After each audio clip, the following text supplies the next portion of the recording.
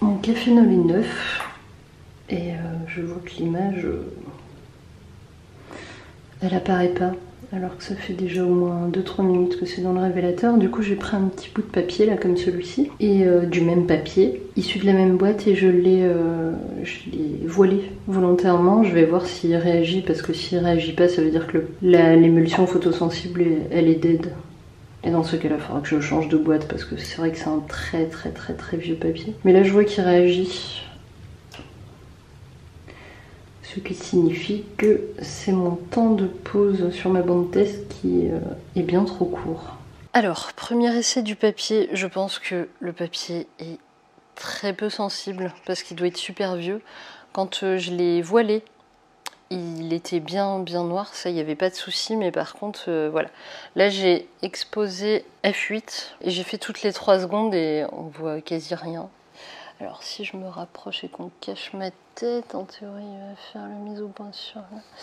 Et vous voyez, on voit à peine les oreilles de JPEG, un petit peu ses yeux, mais on voit pas grand-chose, voire rien du tout.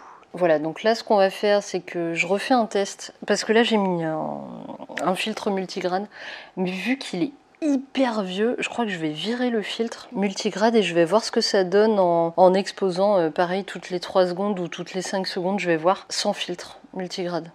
Parce que là, vraiment, il n'y a quasi rien. Par contre, la texture, elle est magnifique.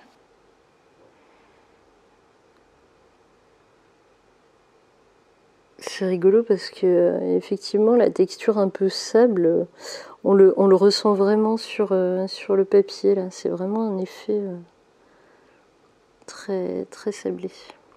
Et oui, le petit bout de mon papier doit être voilé légèrement, mais c'est pas, on s'en fout. C'est pas important là, c'est des bandes test, donc on s'en fiche un peu. Juste petite précision, je propose de retirer mon filtre multigrade parce que en fait j'en ai qu'un seul qui n'est pas cassé et qui est opérationnel, et c'est le filtre 3, donc c'est déjà un gros filtre. Là, si j'avais pu et si j'en avais eu en ma possession, au lieu de virer complètement le filtre pour faire mes tests, j'aurais mis un filtre 1, ça aurait été cool, mais j'en ai pas.